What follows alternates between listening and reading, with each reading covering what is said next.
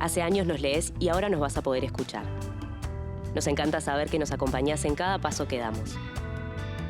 Buscá La Diaria Radio en nuestro canal de YouTube y en ladiaria.com.uy. La Diaria Radio, una conversación informada.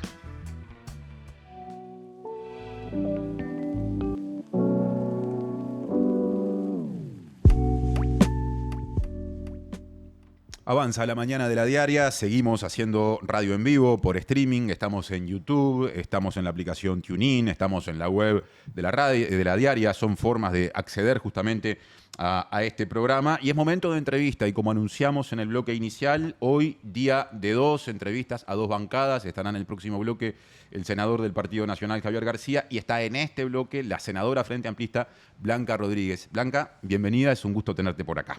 Muchísimas gracias por la invitación, un gusto acompañarlos. Felicitaciones por este emprendimiento que me parece necesario, como necesaria es La Diaria cada día para, bueno, entrar a tono con la realidad, así que les deseo lo mejor. Muchas gracias por eso. Tengo entendido que estás iniciando la que, a ver si lo digo bien, la que podría definirse como tu primera salida con distintas visitas a medios de comunicación desde que estás en el Parlamento. ¿Es así? Sí, es así. En realidad he tenido algún encuentro de esos que tenés con periodistas cuando estás trabajando o cuando vas a algún lugar, pero tenía este compromiso. Hay 2 o 3 compromisos nomás asumidos para conversar y bueno, este era uno que teníamos pendiente desde hace tiempo, así que con mucho gusto estamos aquí. También es cierto, Martín, que cuando esta aventura empezó, y todos los medios de pronto querían conversar, no había demasiado que agregar todavía. Claro. O sea, yo todavía no había empezado mi trabajo a nivel parlamentario y básicamente yo estoy en una etapa de aprender, de absorber todo lo que pueda, de estudiar, de leer, cosa que me gusta y disfruto. Armamos un equipo precioso, estamos investigando, estamos buscando, también estoy recorriendo el país, es decir, yo necesitaba y sigo necesitando un tiempo de inmersión en los temas y de hacer foco en los temas. Eso era, al principio de mi trabajo, sigue siendo, pero era en aquel momento mucho más importante que salir a hablar, que salir a conversar de qué, ¿no? Porque también es importante saber qué mensaje tiene uno para comunicar. Estas son deformaciones que uno tiene por haber estado de ese lado, ¿no? Claro.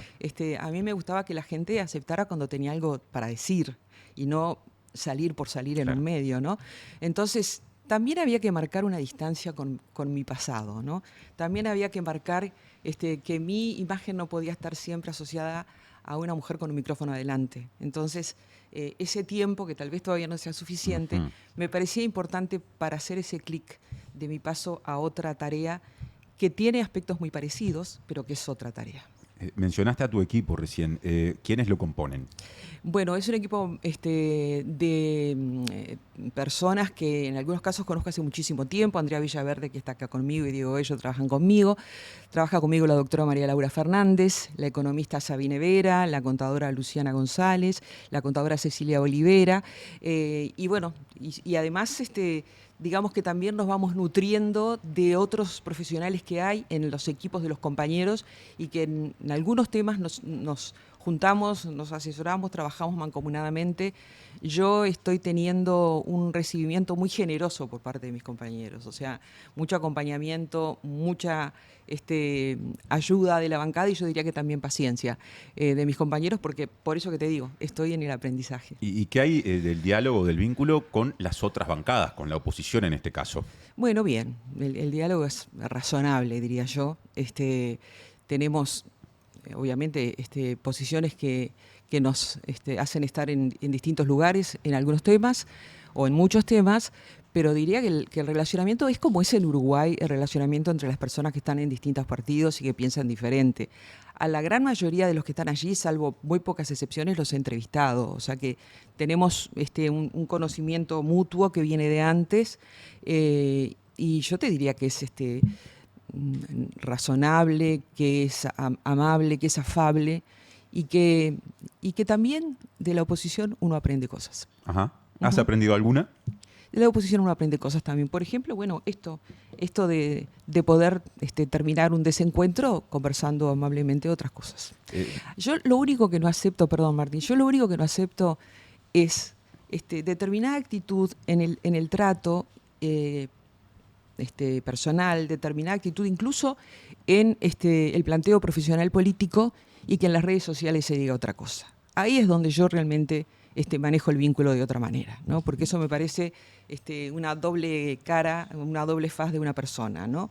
Si realmente hay un posicionamiento que lo lleva o la lleva a decir determinadas cosas en las redes sociales y a nivel personal es otra, bueno, esa persona ya me parece que no merece estar teniendo de pronto la contemplación que uno tiene con quien piensa diferente. Siento que todavía no llegó el tiempo de las discusiones más acaloradas. Pienso en el peso que tiene un proyecto de ley de presupuesto, por ejemplo, que en el segundo semestre, mitad de año hacia adelante, va a estar primero en la comisión respectiva y luego en el plenario, en las dos cámaras discutiéndose.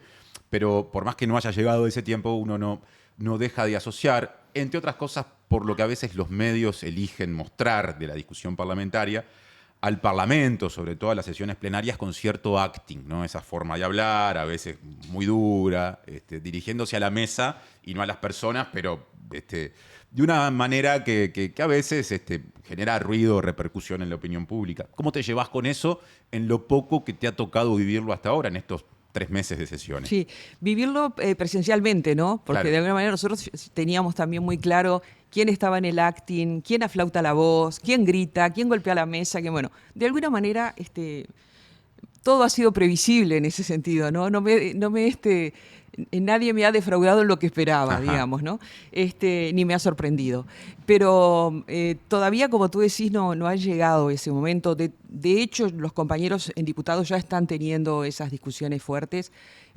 Fuertes, digo, argumentativamente fuertes, que es lo que espero que sean las discusiones, y no en el tono, con el tema de la caja profesional, ¿no? Claro. Que bueno, que finalmente hay un principio de acuerdo y ahora pasa al plenario y bueno, llegarán algunos temas tal vez para resolver o limar en senadores, pero creo que, como tú decís, los platos de discusión y de argumentación más fuertes van a estar llegando en los próximos días.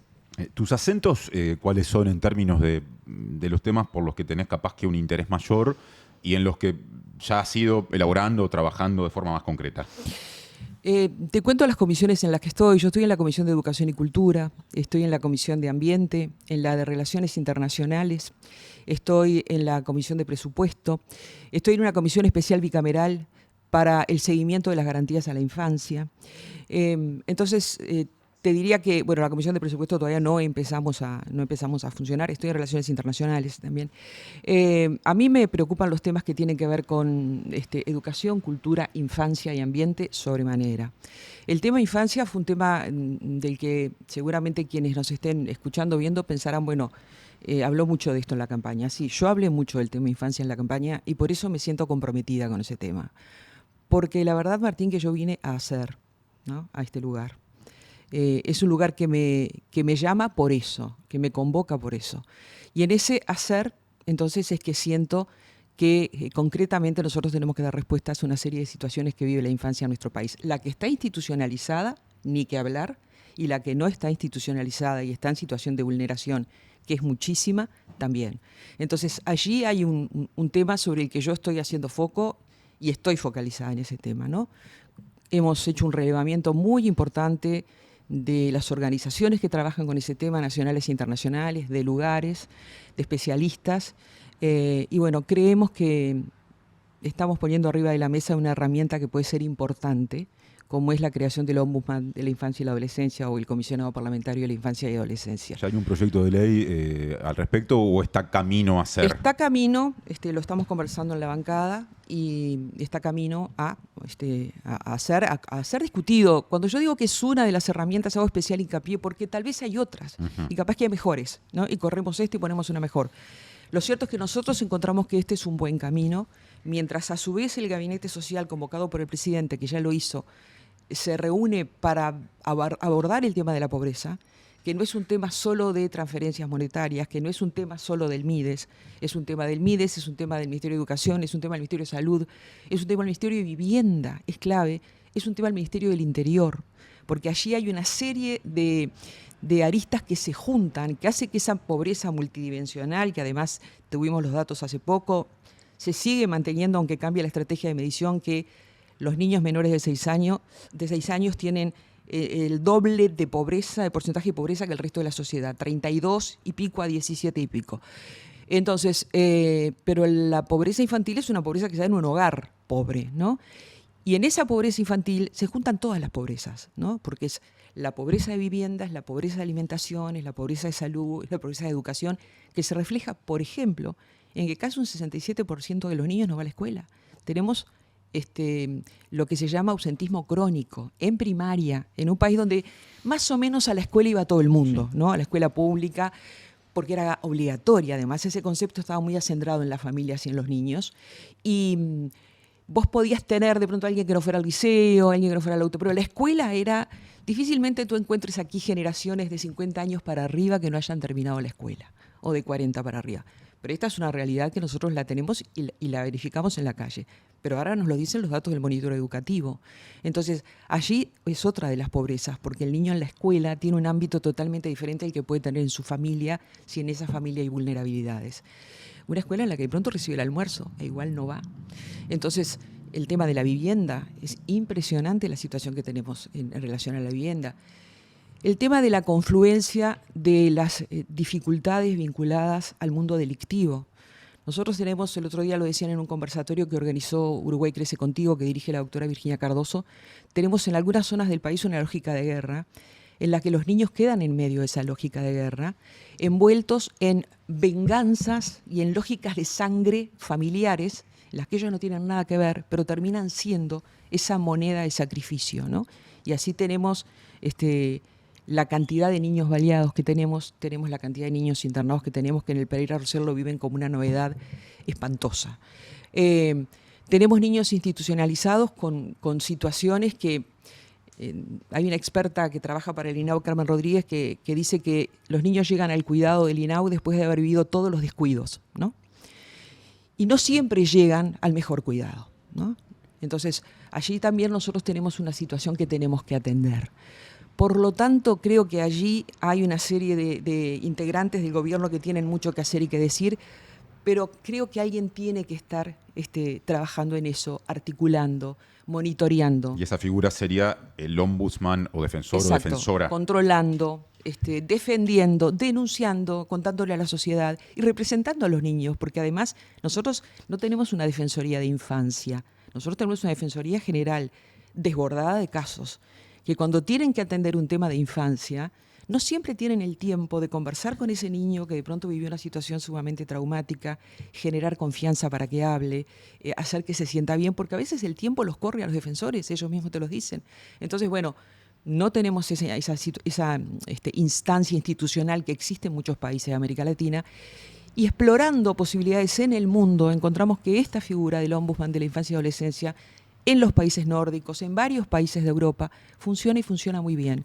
Y estamos hablando de una institución que presupuestalmente es insignificante, dependiente del Parlamento, y que entendemos que podría ser mucho. Reitero, es una propuesta, ojalá haya otras, ojalá haya mejores, y ojalá esta situación sea transitoria. Sería un modelo parecido, perdón, Blanca, al del comisionado parlamentario para el sistema penitenciario.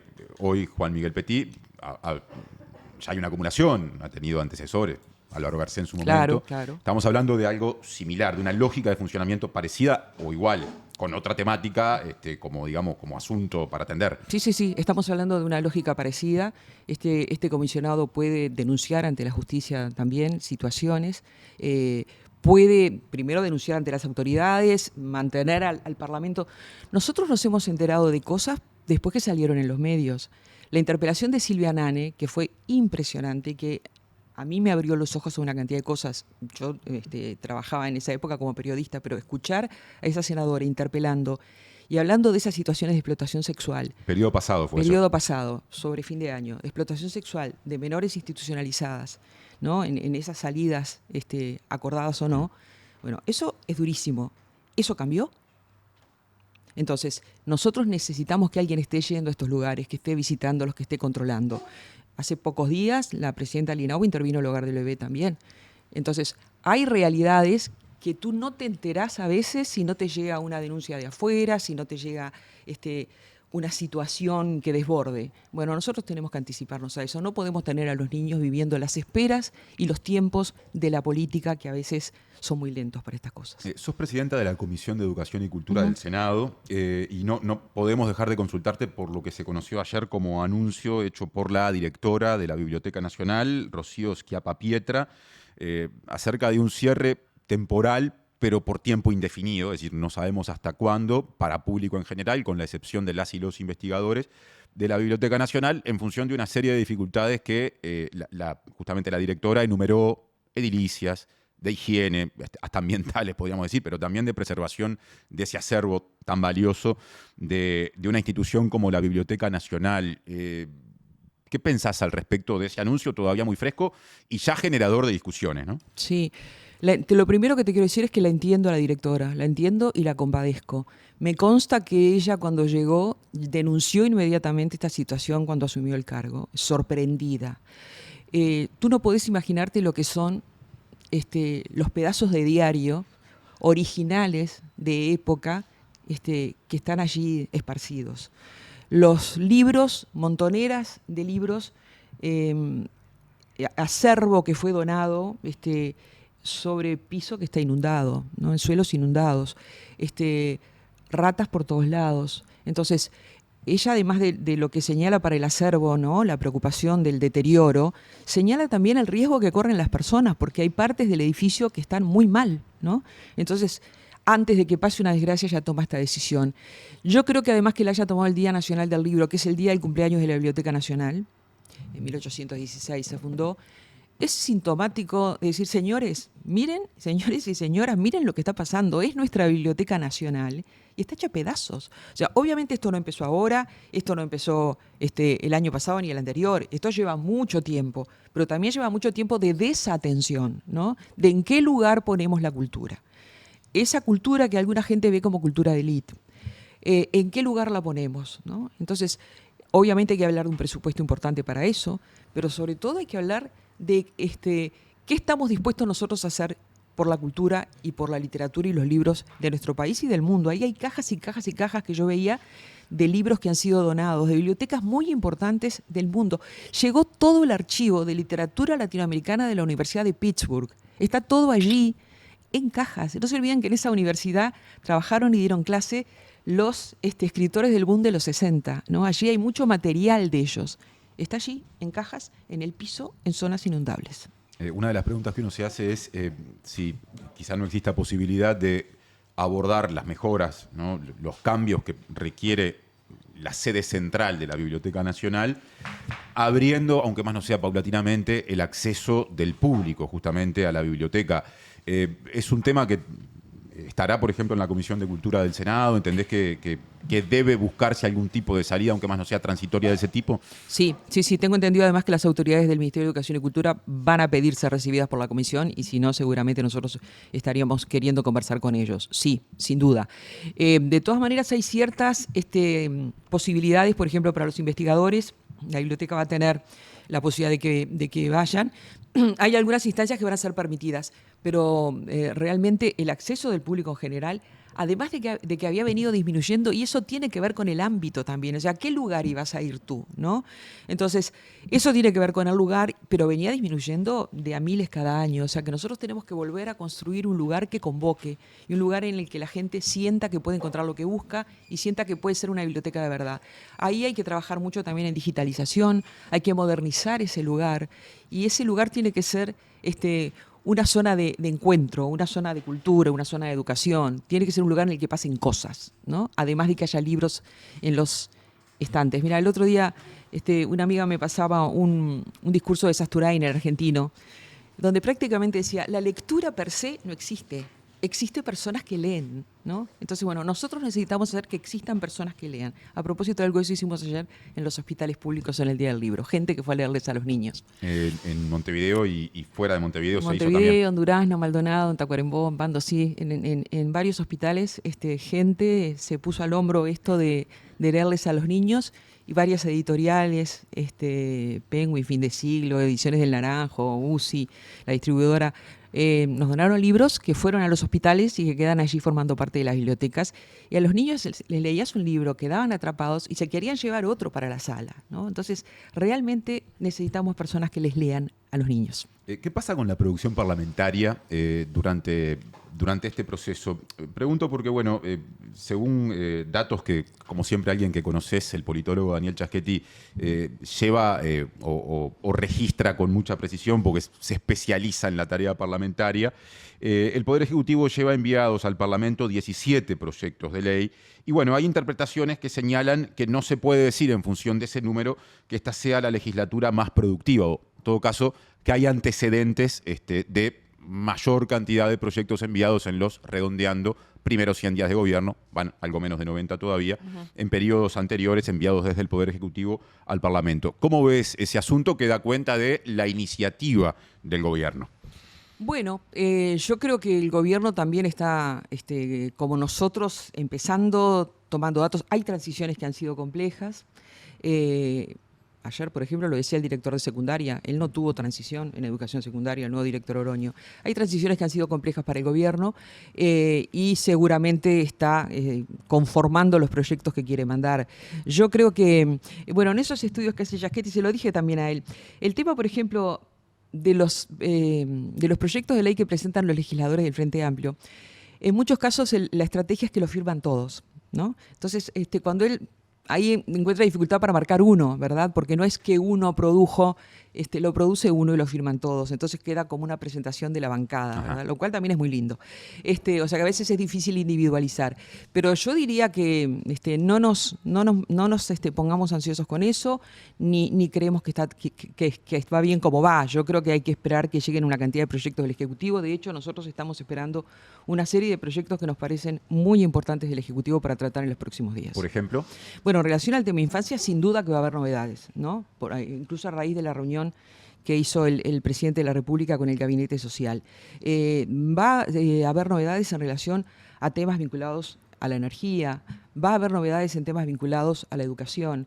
Nosotros estamos, por ejemplo, discutiendo, pero esto ya es a nivel parlamentario, pero es una iniciativa del Poder Ejecutivo, la Universidad de la Educación, ¿no? Es algo que ya estuvo planteado en la Comisión de Educación y Cultura, ya fueron las autoridades, nosotros ya hicimos las consultas a nivel jurídico necesarias, y bueno, es uno de los proyectos que seguramente va a dar lugar a discusión. Yo estoy convencida que en este periodo la Universidad de la Educación va a salir, y en eso estamos conversando entre nosotros y con la oposición, porque la comisión la integramos con gente de la oposición también. O sea, va a haber movimientos importantes, va a haber novedades importantes. En estos, insisto, casi que 90 días de gobierno, ha habido 3 o 4 situaciones en las cuales el gobierno debió defenderse y en algunos casos tomar decisiones a partir de cuestionamientos asociados a jerarcas o ex jerarcas. El más notorio, el de la hoy diputada Frente Amplista, antes ministra de Vivienda y Ordenamiento Territorial, Cecilia Cairo, que terminó renunciando a su cargo. También más recientemente el de la ex vicepresidenta de la Administración Nacional de Puertos, Alejandra Koch, que también dejó su cargo, y sin que se haya llegado a ese extremo hubo cuestionamientos al actual director de la Oficina de Planeamiento y Presupuesto, Rodrigo Arim, y ahora los hay a Eduardo Viera, el presidente del Instituto Nacional de Colonización. ¿Ha estado más a la defensiva de lo que debería el gobierno en este comienzo de gestión? Yo creo que el gobierno procedió como debía proceder, creo que resolvió el tema como lo debía resolver. Yo siento que pertenezco a una fuerza política que quiere cambiar la política. Y por lo tanto tenemos que ser los primeros en hacer las cosas bien.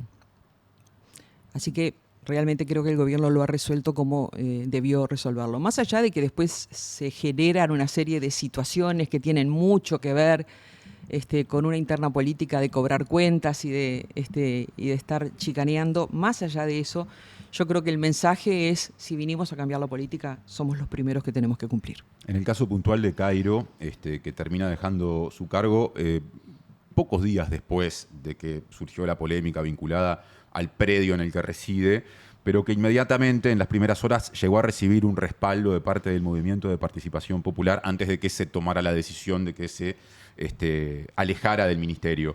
¿Entendés que se manejó bien ese tema? Bueno, yo entiendo la posición de los compañeros de Cecilia Cairo, una mujer a la que aprecio. Mira, no hay asentamiento que yo haya visitado en el que no estuviera Cecilia Cairo, en el que no la reconocieran, en el que ella no supiera quiénes eran los integrantes de cada familia y cómo estaba cada uno, y preguntaba y sabía, y los niños la abrazaban y corrían hacia ella. O sea, yo la vi trabajando en el territorio como nadie.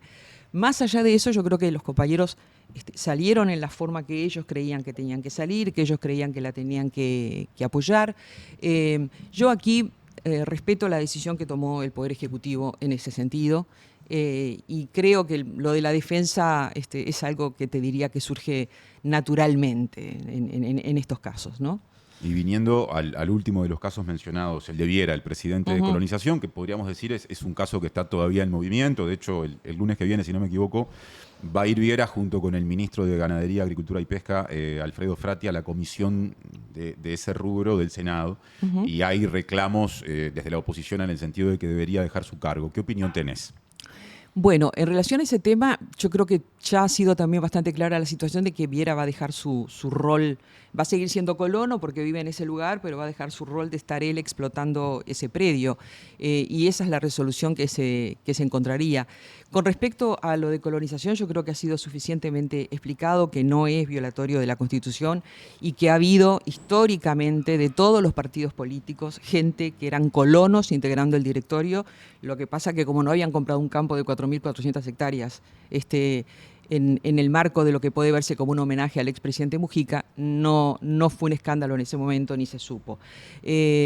Había anunciado el presidente Orsi que colonización iba a sumar 25.000 hectáreas a su bagaje de campos para dar a explotar a los colonos, y esto forma parte de esa estrategia, ¿no? Lo que se hizo, la instalación allí de varias colonias lecheras en momentos en que además ese rubro está en crisis parece muy importante, en momentos en que ese rubro reclama materia prima, no tiene leche suficiente, las empresas cierran porque no pueden recibir leche suficiente. Bueno, parece una medida que yo creo que tiene mucho que ver con esa mirada de largo plazo que tenía José Mujica, ¿no? Con esa capacidad de prender las luces largas y ver más allá. Bueno, lo que está planificado para este predio tiene mucho que ver con eso, tiene mucho que ver con el futuro de un sector viviendo situaciones complejas. Tiene mucho que ver también con eso que necesitamos, que es la instalación de las personas en el territorio, volver a creer que hay un lugar posible en este país para los jóvenes, incluso los del medio rural, que no se tengan que ir. Y bueno, y en el medio se cruzan otros intereses, en el medio se cruzan otros negocios de otra gente que tenía pergeñado hacer y que no pudo hacer. Pero bueno, me parece que eso es la ley de lo que pasa en este mundo del mercado. Hay gente que quiere comprar una cosa, alguien oferta distinto y ese bien que quiere se le escapa. Bueno, acá está pasando algo de eso, pero sin duda que el proyecto que hay para ese campo, a mí, que yo no soy del campo, ¿verdad? Pero a mí me han convencido los argumentos de todos en relación a la relevancia que tiene. Con respecto a lo del director, me parece que está claro cuál es la decisión que desde el Ejecutivo se le indicó. Quiero ir a ese punto en particular. El artículo 200 de la Constitución dice en un pasaje determinado justamente que las personas que desarrollan determinadas funciones, dice, tampoco podrán los miembros de los directorios o directores generales de los entes autónomos o de los servicios descentralizados ejercer simultáneamente profesiones o actividades es una palabra bastante genérica, que directa o indirectamente se relacionen con la institución a que pertenecen. ¿Esto no lo debería obligar a Viera a optar entre ser presidente o mantener la condición de colono? Es que desde el momento que él dejaría de explotar la tierra, él dejaría de ser un colono, seguiría viviendo allí. También había gente que debía vivir como colono y tenía el predio y no vivía en el lugar.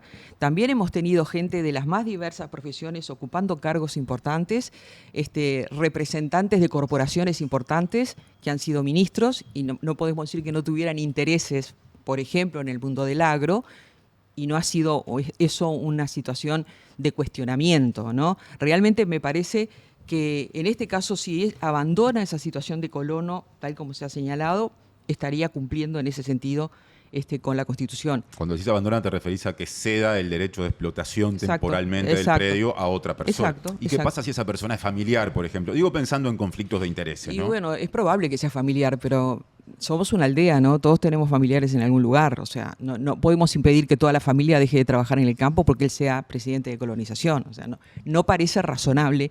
Y no ha sido lo que se ha aplicado en otros casos. Repito, nosotros hemos tenido ministros que han sido presidentes de corporaciones muy importantes vinculadas al agro. Por ejemplo, la Asociación Rural, por ejemplo, la Cámara de Industria. O sea, hemos tenido gente vinculada a sectores importantes que no vendieron los campos el tiempo que estaban trabajando como ministros de ganadería. No les exigimos que dejaran de explotarlos, ¿verdad? Entonces, bueno, ya sé, era sector privado, el Estado no tenía nada que ver, pero en realidad acá lo que estamos planteando es que se dedique a dirigir colonización. Creo además que lo que te decía, que históricamente ha habido gente de colonización integrando en los directorios y no pasaba nada, ¿no? Realmente acá hay como una especial encono por esta compra de este campo que ha molestado sobremanera y que sería bueno dejar negro sobre blanco por qué esta molestia es tal cuando ya se había anunciado que se iban a comprar campos. O sea, si cada vez que se compra un campo se va a armar este escándalo, va a ser complicado, ¿no? Porque quedan por comprar 21.000 hectáreas más. Llegando al final de la entrevista, no quiero dejar de hablar o no quiero omitir la mención al fallecimiento de José Mujica, el expresidente al que recién mencionaste cuando justamente empezamos a hablar del Instituto Nacional de Colonización y quien por otra parte desarrolló la tarea política de vincularte a la actividad político-partidaria y que posibilitó que fueras candidata al Senado justamente a través del espacio 609. ¿Cómo viviste todo lo que generó la muerte de Mujica? Bueno, con mucha tristeza, ¿no? No por esperado deja de ser menos triste. También se abre una etapa de procesamiento de muchas de las reflexiones de Mujica, de muchos de sus pensamientos, de muchas de sus ideas. También se abre una etapa de desafíos, porque la partida de Mujica se suma a la desaparición de otros referentes claves del Frente Amplio, que fueron fundadores también de una forma de ver la política y fundadores de una forma de hacer política, fundadores del Frente Amplio. Entonces creo que allí está el desafío para el sector, y está el desafío para la política de nuestro país. Mujica tenía un pragmatismo muy especial con respecto a la política, en algunos casos un pragmatismo sofisticado y en otros un pragmatismo más primitivo, pero te daba sobre la política una mirada que poca gente tiene.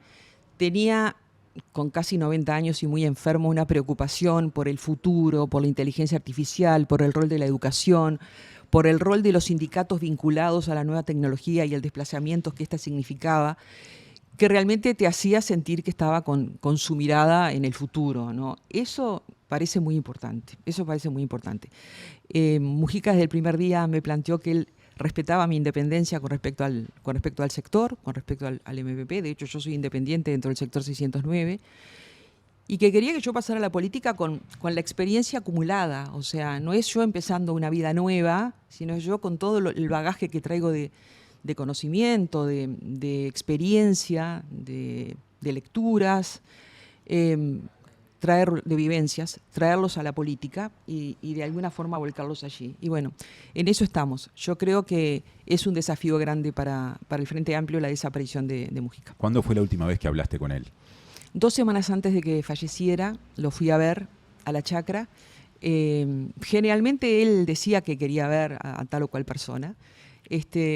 Y estuvimos conversando, yo lo planteaba ahí en una de las cosas que escribí, estuvimos conversando de todo un poco, de libros siempre me esperaba una cantidad de libros subrayados, ya leídos.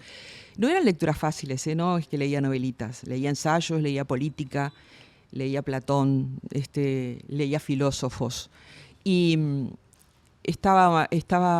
también leía muchísimo a Valle y el Quijote siempre al lado. Y estuvimos conversando de libros, estuvimos conversando de Sócrates, que para él era el hombre más inteligente de la humanidad, y me estuvo explicando por qué.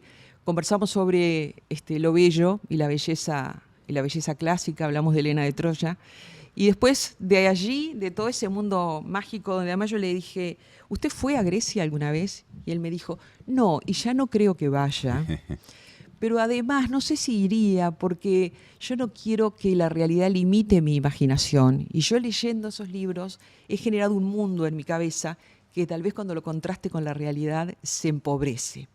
Y después de eso, así como tan etéreo, pasamos a hablar de la ganadería, la agricultura, de por qué los ganaderos no usan el semen sexado, así pueden tener más machos las hembras y tener más carne para vender, o pueden tener más hembras y tener más leche, producir más leche para vender, y bueno, y a todas las cosas que a él le interesaban del mundo de la tierra y del campo, y estaba súper, súper actualizado. Yo siempre digo que el pensamiento de Mujica en muchos aspectos fue muy avanzado, y muchas de las cosas que hoy escribe Byung-Chul Han, este filósofo, comunicador coreano, las dijo antes Mujica, ¿no? Todo lo que tiene que ver con su batalla contra el consumo, con esta hiperinformación que genera soledad en las personas, con este universo tan individualista del sálvese quien pueda, con este empuje que están teniendo corrientes políticas que te cambian derechos por un concepto de libertad, que de libertad en el sentido del valor libertad no tiene nada. Todo eso de lo que habla Byung-Chul Han, también lo decía Mujica, más allá de que él ahora era un lector de Byung-Chul Han, como era un lector de Harari, con quien tenía amistad, como era un lector de Chomsky, con quien tenía amistad. O sea, realmente yo creo que era un hombre que quiso ser común y corriente y terminó siendo un hombre sumamente único. Gracias, Blanca, por estos minutos para la mañana de la diaria, y hasta la próxima, que se repita. Muchas gracias a ustedes, un saludo a la audiencia. Hacemos una breve pausa y tendremos enseguidita otra entrevista con otro senador, Javier García, del Partido Nacional. No se vayan.